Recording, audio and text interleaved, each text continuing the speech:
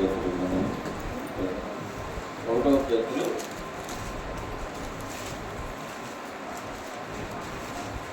3వ అధ్యాయము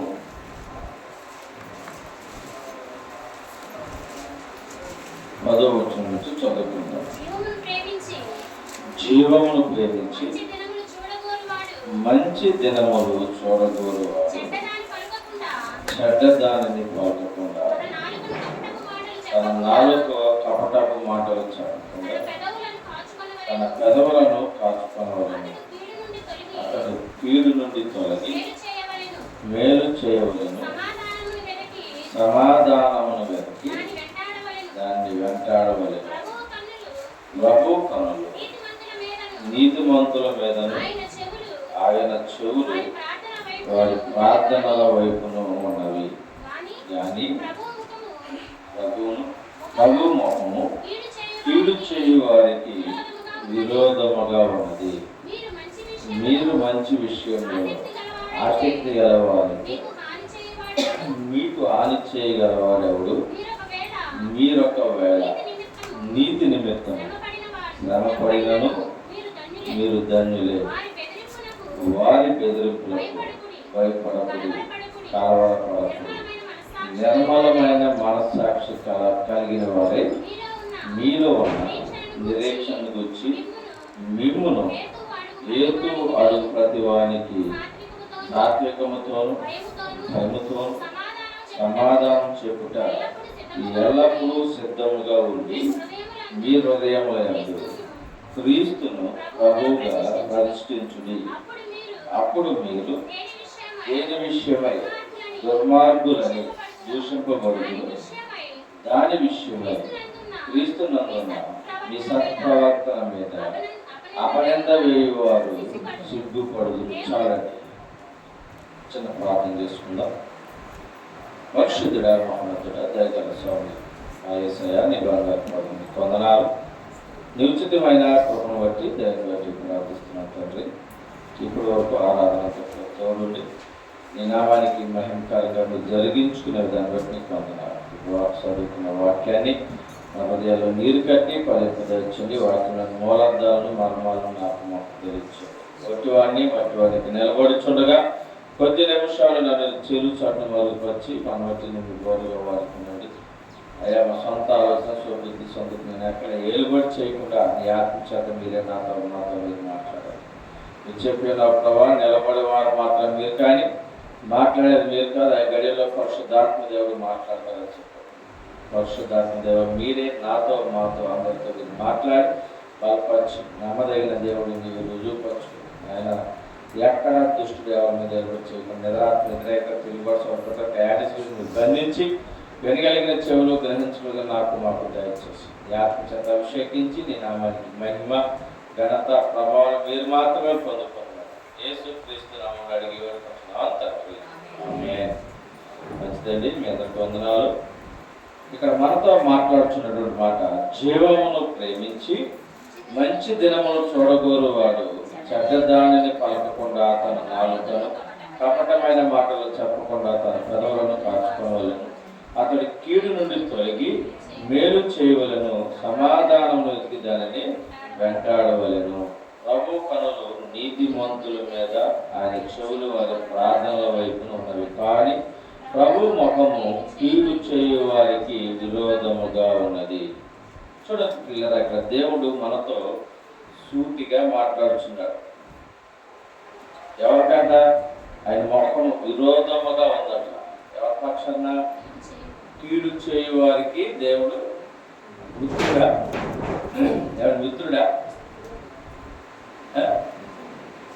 ఒక రకంగా చెప్పాలంటే శోభవాది.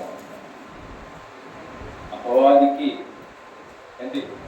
అపవాదిని క్రిందకు త్రోసినటువంటి వాడు, పాతాళంలోనికి. అయితే ప్రియుల, మనము ఆ పాతాళంలో ఉన్న వాడిని చూసుకుని మనము అదే నిజం అనుకుంటున్నాం.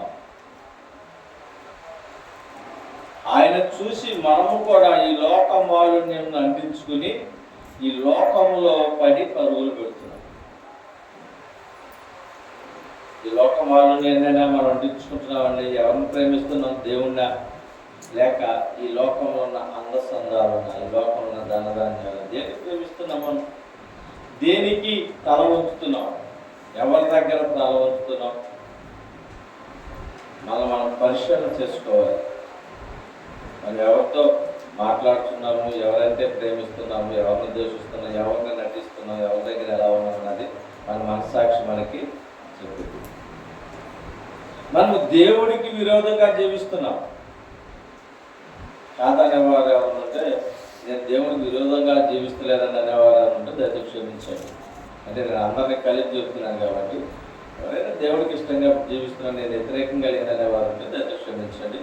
అయితే దేవుడు చెప్పే మాట, ఎవరైతే కపటంగా వ్యర్థంగా జీవిస్తుంటారో వారికి మొహము, దేవుడి యొక్క మొహము దూరం, అంటే వాళ్ళకి కనపడదు, వాళ్ళ మాటలు వినదు, ఏ వినదు. మనం ఆచారంగా భక్తి చేసినంత మాత్రాన గంటల తరబడి ప్రార్థన చేసినా, విరాళాలు లక్షలు ఇచ్చినా, కోట్లు ఇచ్చినా, ఎన్ని చేసినా మన హృదయము బాగోనప్పుడు, మన పరిస్థితి మారనప్పుడు, మన స్థితిగతులు మార్చుకోలేనప్పుడు ఎంత చేసినా ఒక గంటలు చూసారు. బూడిదలో పోసిన పన్నీరు ఏమవుతుంది? వృధా ప్రయాసం. బూడిదలో పోసిన పన్నీరు అయిపోయింది, మన పని అంతా అంటాం కదా, మన రెక్కల కష్టం అంతా వేస్ట్ అయిపోయింది అన్నట్లుగా మన సమయము అంతా వేస్ట్ అయిపోద్ది, మన ద్రవ్యం అంతా వేస్ట్ అయిపోద్ది. ఎందుకంటే అన్నిటికంటే ముఖ్యంగా దేవుడు అడిగేది ఏంటంటే, నీవు నాతో కలిసి ఉండు. ఆయన్ని మన హృదయంలో ప్రతిష్ఠించుకోవాలి. ఆయనకి మన హృదయం ఒక ఆలయమై ఉండాలి. అందరూ జీవాన్ని కోరుకుంటారు, మేలు మంచి అన్ని జరగాలని కోరుకునేవారే, కానీ చెడును విడిచిపెట్టాలని కోరుకునేవారు ఎంతమంది? మీకు అడుగుతున్నాం దేవుడిని, నాకు అప్పు కట్టంటున్నావు, నాకు భాగ్యం కట్టంటున్నావు, నాకు ఇల్లు కావాలంటున్నావు, ఏంటి నా పిల్లలకు స్కూల్కి ఫీజులు అంటున్నావు, లేదా కాలేజీలు అంటున్నావు, పెళ్ళి అంటున్నావు, పిల్లలు కొట్టాలని అన్నీ అడుగుతున్నావు. కానీ నా బ్రతుకు మార్చుని అడుగుతున్నావా? నా పాత జీవితాన్ని నేను విడిచిపెట్టాలనుకుంటున్న ప్రమాణాలను దాని నుంచి విడిపించు. నేను విడవలేకపోతున్నా, నా బ్రతుకు మారట్లేదు. ఎంతమంది అడుగుతున్నాం దేవుడిని? అడగవలసింది ఏంటిది? ఆయన అడిగేవి అడగాలి? అసలు శరీర సంబంధమైనవి కాదు, ఆత్మ సంబంధమైన వాటిని అడగాలి. మనం అడిగేది 100 అడిగితే 100లో 98 శరీరానికి సంబంధించి ఈ లోక సంబంధమైనవి అడుగుతాం. మన బిడ్డల కొరకు, మన కుటుంబం కొరకు ఎంతమంది దేవుడు ఎదుట సాగిలి పడి ఆయన ఎదుట వెలుగులాడుతున్నాం. సమయాలు తల్లి ఎవరామే తెలుసా? అన్నామని. ఆమె ఏం చేసింది? ఏదో చర్చిలోకి వచ్చింది, ఒక 10 నిమిషాలు ప్రార్థన చేసుకుని వెళ్ళిపోయిందా? ఏడ్చింది, దొల్లి మూలిగింది. ఏది చూసారా? ఏమి తినేసి వచ్చి అక్కడ బొక్క పడుతుంది అన్నట్లుగా మాట్లాడారు. సరే ఆమె ఎవరున్నా ఏమన్నా మాట్లాడాలి, ఎవరినే పట్టించుకోలే. అయితే ఒక నిబంధన చేసుకుని అడిగింది ఆమె, నేను నీ సేవకురాలనే, నీ పని చేస్తున్నాను, నాకే కార్యం జరగకపోతే నేను ఎదుటి వారికి ఇంకేమీ చెప్పగలను. అందుకు నా పక్షాన ఒక కార్యం చేయ, నాకు ఒక మగబిడ్డ నీవు మగబిడ్డని ఇస్తే అతను పాలు విడిచిన మరుక్షణం తీసుకొచ్చి నీ సన్నిధిలో మనం అడిగామండి. నాకు నా కుటుంబంలో ఇలాంటి సమస్య ఉంది, సమస్యను తీస్తే ఇదిగో నేను ఇలా నీకు రుణపడి ఉన్నా, నీకు ఇది సన్నిధిలో నేను ఇలా నిలబడతాను. ఎప్పుడన్నా అవి చెయ్యం. కారణం ఏంటి? మనము మంచిని కోరుకుంటున్నాం, కానీ చెడును విడిచిపెట్టట్లా. కూర చాలా మంచిగా వండుకుంటున్నాం, దింపే ముందు కుంకురిగా ఉంటుందా? ఎలా ఉంటుంది? ఆట మాంసం కూర వండారు, చికెన్ వండారు, ఫిష్ వండారు, ఫ్రాన్స్ అన్ని వండారు, మంచి రుచిగా ఉంది. ఎవరో చూపించాం, ఉప్పు చూడండి, అందరూ చూపించాం, సూపర్గా ఉందని అందరూ ఆతృతగా ఎదురు చూస్తున్నారు. దింపే ముందు అన్నింటిలో కుంకురిగా కొట్టేశారు. తర్వాత తినేటప్పుడు పళ్ళు లేని తింటే ఎలా ఉంటుంది? కమ్మ ఉంటుందా? చేదు గలాలు ఉంటుంది. కారణం ఏంటి? అలాగే మనం వస్తున్నాం, ప్రార్థన చేస్తున్నాం, ఉపవాసం ఉంటున్నాం, దేవుడి పనులు అంటున్నాం, అన్నీ వింటున్నాం. ఇంటికి వెళ్ళాక ఏం చేస్తుంది? ఎన్న వాక్యం అంతా ఎక్కడికి వెళ్ళిపోతుంది? ఎక్కడ ఉన్నావు దొంగలంటే ఎక్కడ దేవుడు ఎక్కడేసావా? ఎన్ని వాక్యాలన్నా ఎన్నున్నా మన హృదయంలోకి వాక్యం వెళ్ళినప్పుడు, మన హృదయంలో క్రియ జరిగినప్పుడు, మన బ్రతుకు మారినప్పుడు ఆ వాక్యము మారాగానే మారిపోద్ది, చేదుగానే ఉండిపోద్ది. దేవుడు మారాన్ని ఎట్ట మార్చాడట? మధురముగా మార్చాడు. కారణం ఏంటి? ఆమె అడిగింది దేవుడి దగ్గర. మనం అడిగామా? ఏమడుగుతున్నాం? ఆయన జీవంలో ప్రేమించి మంచి దినములు చూడగోరు వారు చెడ్డ దానిని పలకకుండా తన నాలుకను కపట మాటలు చెప్పకుండా తన పెదవులను కాచుకొనవలెను. కాచుకున్నామండి? కాచామా? వ్యర్థమైన మాటలు మాట్లాడకుండా మన రోజు ఉందా?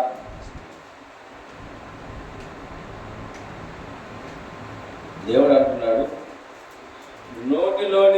నోటితో తినేది లోపలికి వెళ్ళినప్పుడు మనిషిని అపవిత్రపరచదు, కానీ మన మనసులోంచి హృదయంలోంచి వచ్చే మాట, ఎక్కడి నుంచి వస్తుంది మాట? అయితే హృదయంలోంచి నోటి ద్వారా వచ్చే మాట మనిషిని అపవిత్రపరుస్తుంది. ఇప్పుడు అంటున్నాక కొన్నిసార్లు భోజనం చేయమండి, ఓకే, ప్రార్థించుకుని నీకు ఇష్టమైతే దేవుడు దగ్గర అర్పణ అర్పించుకుని తినేసినా నేను అపవిత్రపరచదేమో, కానీ మన నోటిలోంచి వచ్చే మాట ఉంది చూశారు, ఎదుటి వారిని మనం అంటున్నాం కదా కొన్ని మాటలు, అది హృదయంలోంచి వస్తుంది. డైరెక్ట్ ఎక్కడి నుంచే రాదు, ఇక్కడ క్రియ అయ్యేది వస్తుంది. ఆ వచ్చే మాట మనిషిని, ఎదుటి వ్యక్తిని ఎదుటి వ్యక్తిని దారుణమైన మాట అన్నప్పుడు మన హృదయం అప్పుడు అపవిత్రం అయిపోతుంది. అందుకే అపవిత్రమైన మాటలను, చెడ్డ మాటలను పలకకుండా మన నోటిని పెంచి వేసుకోవాలి. ఎంతమంది వేసుకుంటున్నాం?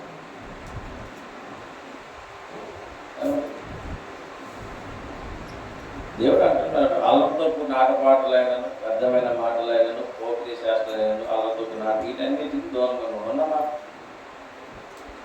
పోకిరీ మాటలే మాట్లాడతాం, పోకిరీ శాస్త్రాలే చేస్తాం. ఎలాంటి జీవితాన్ని మనం జీవిస్తున్నాం?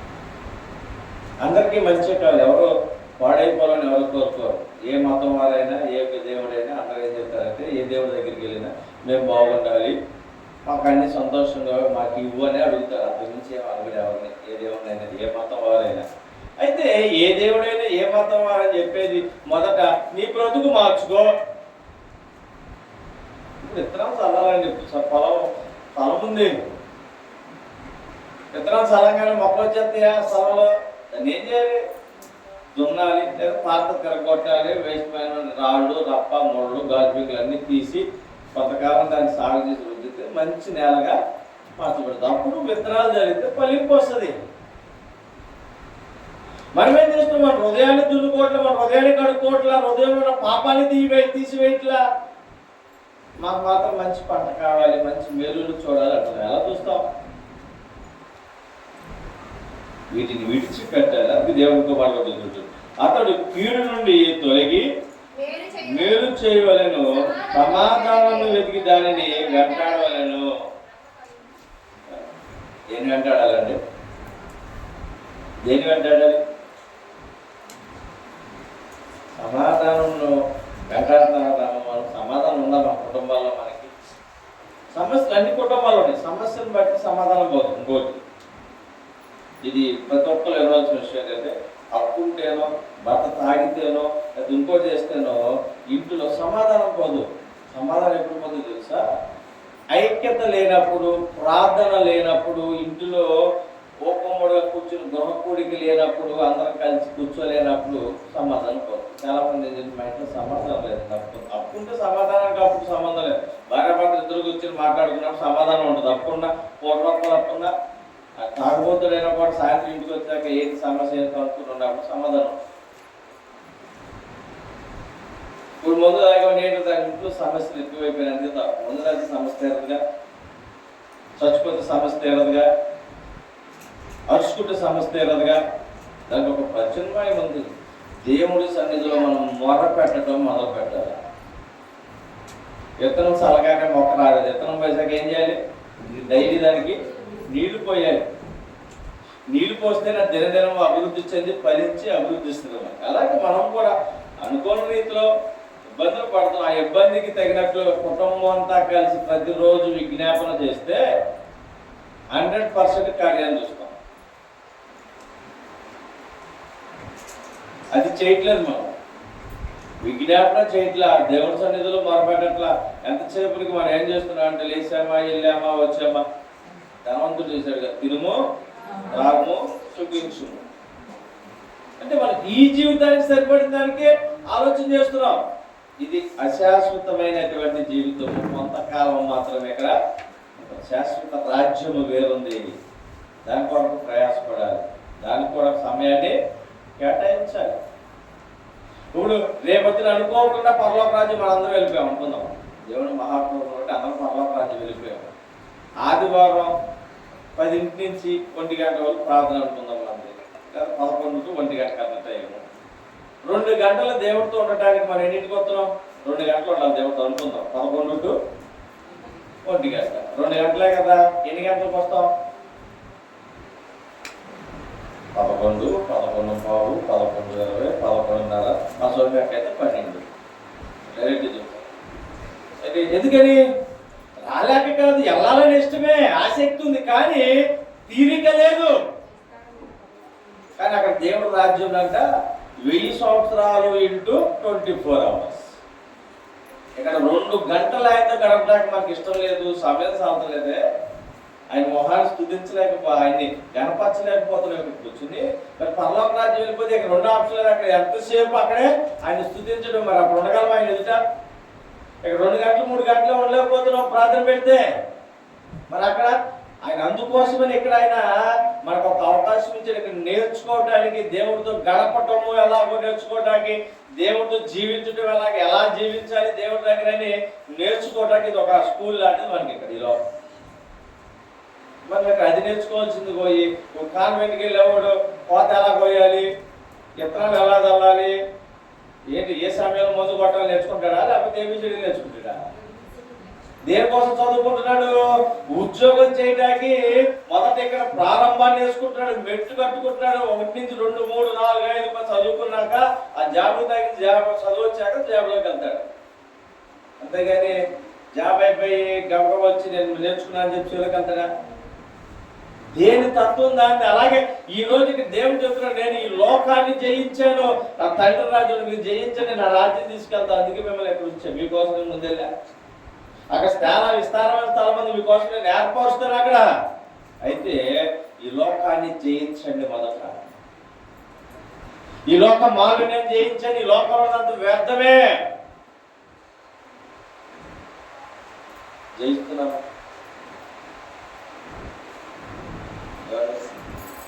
జయించామా?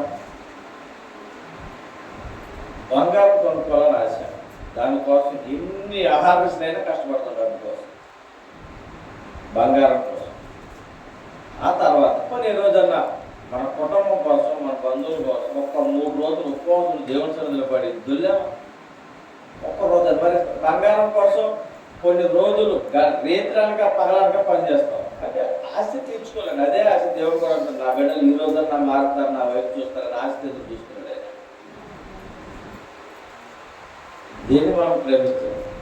ఆయన అంటాడు, ఈ లోకంలో ఉన్న వెండి బంగారముల కంటే నేను ఇచ్చు బహుమానము పెద్దది, అది శాశ్వత కాలం ఉండే బహుమానం ఇస్తాడు ఆయన. శాశ్వత కాలం ఉండే బహుమానం ఆయన అందిస్తాడు.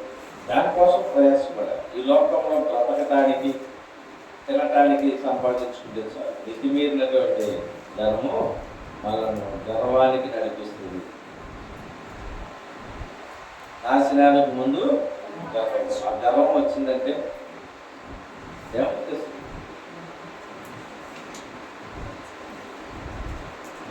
నేను కొద్దిగా ప్రార్థన చేసుకోండి, ఏం ప్రభావ స్థితి, నాకు ఎందుకు ఇలా పోవట్లేదు అన్నప్పుడు నాకు 2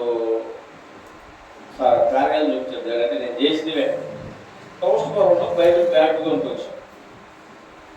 మా అమ్మ మా పిల్లలు సంతకు కొన్నారు, అది పట్టట్లా, ఆ దగ్గరికి తీసుకెళ్ళా. నేను రిటర్న్ తీసుకున్నాను, అక్కడ పడేసి నువ్వే ఉంచుకొని చెప్పి వచ్చేసాను. మరలా ఒకరోజు ప్రేమకి చెప్పులు కొన్నాను కొన్నూరు. ఆమె 3వ రోజు ఊడిపోయింది. ఇల్లు అడిగితే రిపేర్ చేసిస్తారు 2 రోజులు రాలేదు. ఎంత డబ్బులు తీసుకుని చేయించేది ఏంటంటే లేకపోతే ఇచ్చారు. అయితే నువ్వే ఉంచుకొని అక్కడ పడేసి వచ్చాను. నీకు రిటర్న్ తేలయ్యి, నువ్వే ఉంచుకొని మళ్ళీ ఆడ దగ్గర ఇంకో చెప్పులు కొనుక్కొని మళ్ళీ డబ్బులు ఇచ్చి ఆ చెప్పులు వదిలేసి వచ్చి దేవుడు నాకు కొద్దిగా గర్వం నడుస్తుంది నీకు ముందని చెప్పి. నా ఉద్దేశం ఏమో నేనేమనుకున్నట్టు అందరితో దారితో ఉంటుంది. అక్కడ నెక్స్ట్ వచ్చిన కన్నా మారుస్తాడు, నెక్స్ట్ కన్నా సమాధానం చెప్తాడని ఉద్దేశంతో నేను వదిలేసాను. దేవుడు నాకు చూపించాడు, గర్వం నడుస్తుంది నీకు ముందు, దాన్ని తీసేసుకొని చెప్పాడు కదా. అవును, ఈ లోకంలో మనకు కొద్దిగా చేతిలో కొంచెం డబ్బులు ఉంటేనో లేదంటే కొద్దిగా ఏదైనా ఉంటేనో మన మాటలు, మన ప్రవర్తన, మన నడవడిక సమస్తము మారిపోతుంది. అయితే పిల్లలకి ఈ లోకంలో ఉండే ధనము కంటే దేవుడు ప్రేమ విలువైంది. దేవుడు ప్రేమ శాశ్వత కాలం నడిపిస్తుంది. దాన్ని విడిచిపెడుతున్నాం మనము. విలువైన వాటిని విడిచి అపవిత్రమైన ఈ లోకమాలిన్యం అంటే అంతలో కనబడి అంతలో మాయమైపోయే వాటిని మాత్రమే మనము ప్రేమిస్తున్నాం. నీతిని వెతికిన ఆచరించే వారికి వారి ప్రార్థన, వారి ముఖము నాకు కనపడుతుంది, వారి స్వరము నాకు వినపడుతుంది. ఇప్పుడు అడిగాను దేవుని ప్రభావ, నా ప్రార్థన ధూపంగా నీ దగ్గరికి వస్తుందా, వింటున్నావా నా ప్రార్థన అడగని దేవుడు ఖచ్చితంగా రిజల్ట్ వింటున్నాడా లేదు. రేపు వేపు జాబులు వేసి పెట్టండి. ఇప్పుడు హోలీ ప్రేయర్ ఏదో పెట్టారు గ్రూప్ మన వాళ్ళు. ఫస్ట్ 12 మంది 14 మంది అవుతారు. కారణం 5ంటికి మనం లేకమా? కాన్ఫరెన్స్ కాల్ అంటే మీరు పని చేసుకుంటూనే ప్రార్థన చేసి ఇదేమే ఇక్కడలాగా కూర్చుని చేయాల్సింది. ఉదయకాలం సమయం వచ్చినప్పుడు నువ్వు ప్రార్థన చేసుకుంటూ ఉంటావు. కారణం ఏంటంటే ఉదయకాల ప్రార్థన 1 గంట గడుపుతూ ఉంటుందా అని మొరపెట్టుకున్నాం. మన సమస్యలన్నీ చెప్పుకుంటాం. అదేమి డబ్బులు ఇచ్చేది కాదు, అక్కడ కానుకలు వేసేదేం కాదు, ఊరికే ఫ్రీ కాలేదు. అయితే ఒక బాధ్యత మనకి మన కుటుంబం పట్ల ఉన్నప్పుడు మన పొద్దున్నే లేచి పనికి వెళ్ళాలని ఎంత బాధ్యత ఉంటాం, అలాగే దేవుడితో గడిపేది కూడా ఒక బాధ్యత. దేవుడు ఒక అవకాశం ఇచ్చాడు మనకి ఉదయకాలం వేసి ప్రార్థన చేసుకోవడానికి. అవకాశాన్ని మనము సద్వినియోగపరచుకోవాలి. మనం నిత్యము ఆయన్ని స్తుతి ఆరాధన చేసుకుంటూ ఎప్పుడైతే మనం గడుపుతామో మన ప్రార్థన కూడా ఆయన ఆలకిస్తాడు. ఆయన ఆలకించేవాడు, ఆయన విని విడిచిపెట్టేవాడు కాదు. అందుకంటే చూడండి, ప్రార్థన వైపునకు ఉన్నది. ప్రభు కనులు నీతిమంతుల మీదను ఆయన చెవులు వారి ప్రార్థన వైపును ఉన్నవి కాగా ప్రభు ముఖము కీడు చేయు వారికి విరోధముగా ఉన్నది. ఎవరికంటే కీడు చేయు వారికి. మనం అప్పుడప్పుడు ప్రార్థన చేస్తుంటాం, ప్రభా నన్ను బట్టి నీ నామానికి ఘనత రాకపోయినా పర్లేదు కానీ అవమానం మాత్రము తెచ్చేవాడిగా నేను ఉండకూడదు. నిజమేనాది? ఎక్కడి నుంచి వస్తుందా? అది ఎక్కడి నుంచి వచ్చిందా? ఎవరి వాళ్ళు పరిశీలన చేసుకుందాం. మనం నేను చెప్పడం కాదు. ఆ ప్రార్థన ఎక్కడి నుంచి వచ్చింది? ఎక్కడి నుంచి వస్తే భయం ఉంటుంది, ఎక్కడి నుంచి వస్తే అక్కడే ఉంటుంది కదా. అక్కడి నుంచి అక్కడికి వెళ్ళదు.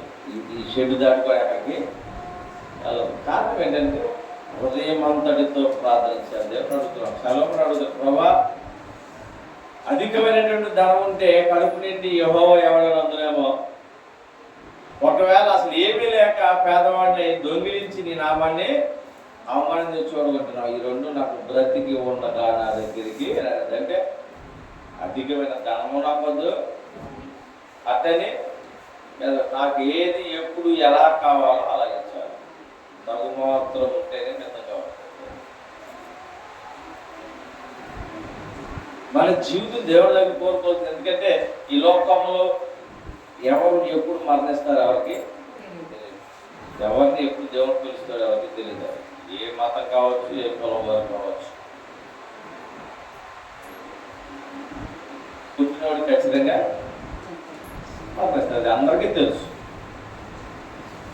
అయితే ప్రాణం మీద ఉన్నటువంటి భయము, ప్రాణం మీద ఉన్నటువంటి తీపి మరణించాక మన హృదయం ఎక్కడికి వెళ్తానికి మరణం లేదు. అది ఒకటి గమనించాలి. ఈ శరీరం ఒకటే మరణించేది, జీవము మరణం లేదు. ఆయన అంటే నీ జీవం నా దగ్గర నేను ఇచ్చిపోతున్నాను. ఆయన ఇచ్చింది ఆయన దగ్గరికి మరలా తిరిగి వెళ్ళాలి. అయితే ఆయన దగ్గరికి తిరిగి వెళ్ళినప్పుడు మనము యథార్థత కలిగి జీవించి ఆయనను ప్రతిష్ఠించుకుని ఆయనతో అనుసంధానం కలిగి ఉంటేనే ఆయన రాజ్యంలో. కాకపోతే ₹1,00,000 స్కూల్ ఉంటుంది. School fees ₹1,00,000. కట్టిన వారిని లోపలికి రానిస్తారా, లేకపోతే అందరి పిల్లల్ని లోపలికి రానిస్తారా?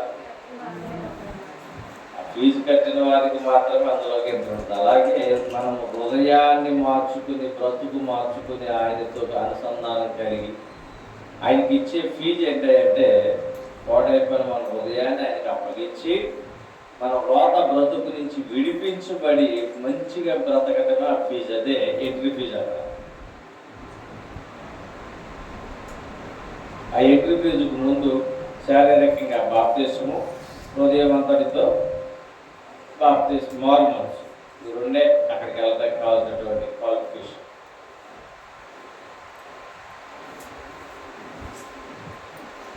మతం మారమంటలా, కులం మారమంటలా, బ్రతుకు మార్చుకోమని చెప్తున్నాడు దేవుడు. అక్కడ చెప్పాడండి, నీ కులం మార్చుకొని, మతం మార్చుకో, లేకపోతే ఇంకేమైనా మార్చుకో చెప్పాడు దేవుడు అక్కడ. అని చెప్పేది ఒకటే, బ్రతుకు మార్చుకో. మన వ్యర్థమైన జీవితం నుంచి మంచిగా బ్రతకడం నేర్చుకో. ఎదుటి వారిని మోసం చేసే బుద్ధి నుంచి విడిపించబడి ఎదుటి వారికి సాయం చేసే స్థితిలో నీవు ఉండు. చేతనైతే సాయం చేయలేకపోతే ప్రార్థన చేయి. అంతేగాని ఎదుటి వారి మీద నిందలు మోపకు, ఎదుటి వారి మీద సాడీలు చెప్పకు, ఎదుటి వారి మీద అపనిందలు వేసి వారి కుటుంబాలను కాపురాలను కాల్చొద్దు. మనం చేయవలసింది ఒకటే, దేవుడు అంటే నేను నీతిమంతుడిని, మీరు కూడా నీతిమంతులుగా. చూడండి కొంచెం కిందకు వస్తారు అంటున్నాడు, మీ మంచి విషయమై ఆసక్తి కలిగి వారైతే మీకు హాని చేయవడెవడు. మీరొకవేళ నీతి నిమిత్తము శ్రమపడినను మీరు ధన్యులే. వారి బెదిరింపులకు భయపడకుడి, కలవరపడకుడి. నిర్మలమైన మనస్సాక్షి గలవారే మీలో ఉన్న నిరీక్షణను గురించి మిమ్మలను ఏతువడు ప్రతి వాడికి సాత్వికంతోనూ భయముతోనూ సమాధానం చెప్పుటకు ఎల్లప్పుడూ సిద్ధముగా ఉండి మీ హృదయముల యందు క్రీస్తు ప్రభువును ప్రతిష్ఠించుకొనుడి. అప్పుడు మీరు దేని విషయమై దుర్మార్గులకు దూషింపబడుదురో దాని విషయమై క్రీస్తు నందున్న మీ సత్ప్రవర్తన, మీ పని, మీ అపనింద వేయువారు సిగ్గుపడుదురు.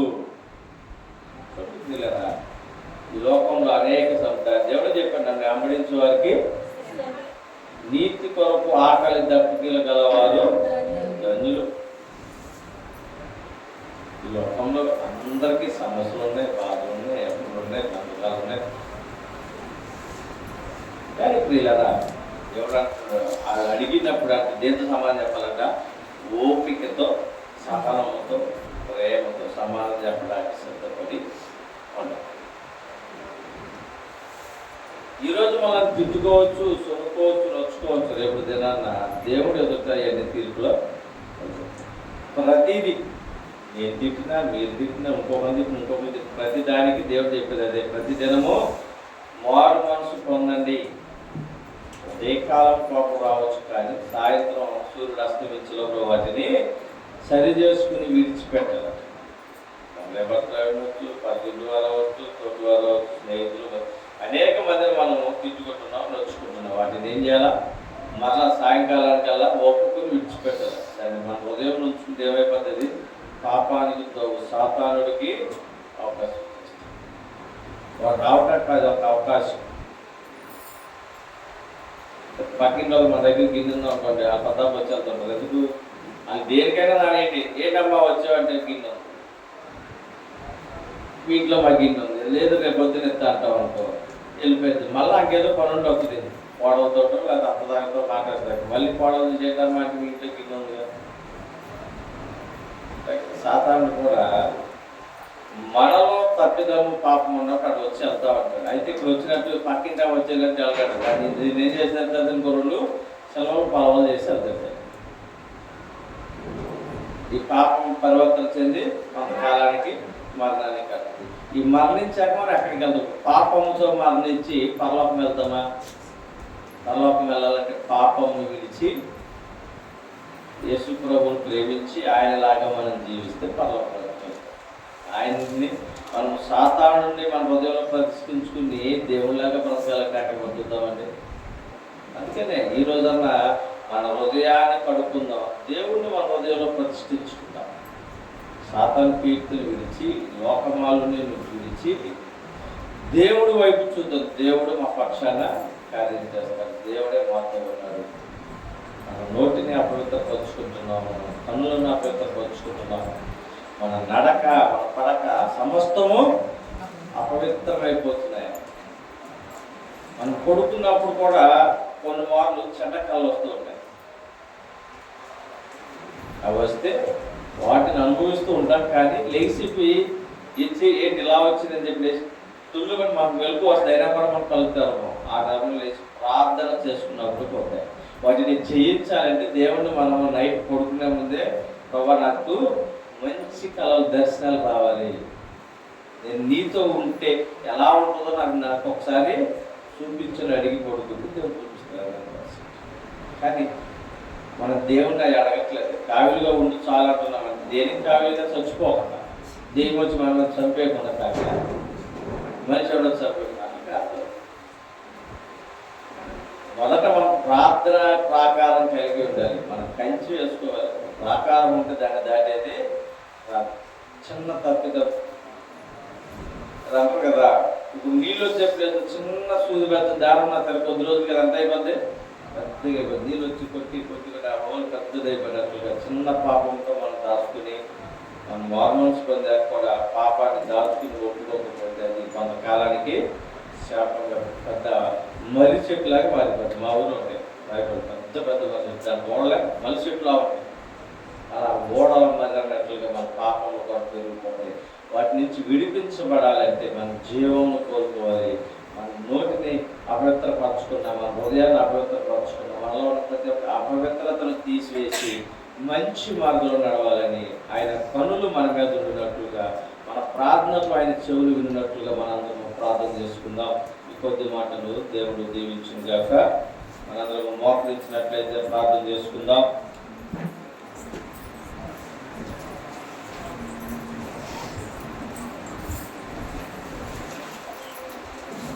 పరిశుద్ధుడా, మహోన్నతుడా, దయగల మా స్వామి మా యేసయ్య, నీ బంగారు పాదములకి నీ వందనాలు స్తుతులు ప్రభా. ఉచితమైన ఆత్మను బట్టి దయని బట్టి ప్రార్థిస్తున్నాం. మంచి నాయన కోరుకునేవారు, జీవం ప్రేమించేవారు, నోటిని అపవిత్రపరచుకోకుండా, హృదయాన్ని అపవిత్రపరచకుండా, కలవరపడకుండా, వ్యర్థమైన వాటిని పోగేసుకోకుండా జాగ్రత్తగా ఉంటారని ఆ మంచి సత్ప్రవర్తన కలిగిన వారిగా మేము అందరం ఉండాలని, మా గ్రామంలో బిడ్డలందరూ ఉండాలని సహాయం చేయండి. మీ ఆత్మ మాకు తోడుగా ఉంచండి. ఎత్తబడిన వాక్యము మా అందరి హృదయాల్లో, ఈ మైక్ ద్వారా వింటున్న బిడ్డల హృదయాలతో నీరు కట్టి ఫలిత దయచేయండి. వాక్యానుసారంగా మేము జీవించుటకు నీ మాటలను మా శిరసలో ఆయన మా హృదయంలో పదిలపరుచుకుని శిరస వహించుటకు సహాయం చేయండి. ఈ లోకంలో ధనము కోసం మేము ఎలాగో కడుపు కట్టుకుని పరుగులు పెట్టి నాయన ప్రయాసపడుతున్నామో అంతకంటే ఎక్కువగా నీ కొరకు, నీ రాజ్యము కొరకు, నీ రాజ్య వ్యాప్తి కొరకు, మా నీతి కొరకు మేము ప్రయాసపడాలి. అట్టి గ్రహింపును మాకు ఈరోజు ఇచ్చావు. బట్టి నీ కోట్లాది తెలుస్తున్నాం. ఈరోజు నాయన ఎవరైతే ఎంతమంది వాక్యం విన్నారో వారందరూ నాయన నీకు హృదయాల్లో నాయన నీ వాక్యమును పదిలిపరుచుకుని నిన్ను పోలి మేము జీవించాం. సహాయం ఎత్తువైన వాక్యం ద్వారా నాయన మళ్ళా నీ వాక్యం విని వరకు వాక్యాన్ని ఎత్తి పట్టుకుని ప్రార్థన చేయడానికి మా కుటుంబాలు, బంధువులు, రక్త సంబంధులు, సంఘబిడ్డలు, గ్రామీణులు అందరి కొరకు నాయన నీ సన్నిధిలో ఉపవాసం ఉండి ప్రార్థన చేసే భాగ్యాన్ని దయచేయండి. అందరి కొరకు నాయన సన్నిధిలో విజ్ఞాపన మేము చేయాలి. అటు కృప నాకు మాకు అందరికి మీరు దయచేయండి. మీతో సమయాన్ని గడపడానికి, ఎక్కువ సమయాన్ని వెచ్చించడానికి మీరు సహాయం చేసి ఈ ఆత్మీయ వాళ్ళందరూ మీరు నడిపించి ఈ నామానికి మహిమ తెచ్చుకోండి. ఇక్కడ బిడ్డలందరూ నాయన ప్రార్థించుకుని ప్రతి ఒక్క ప్రార్థన ఆలకించండి.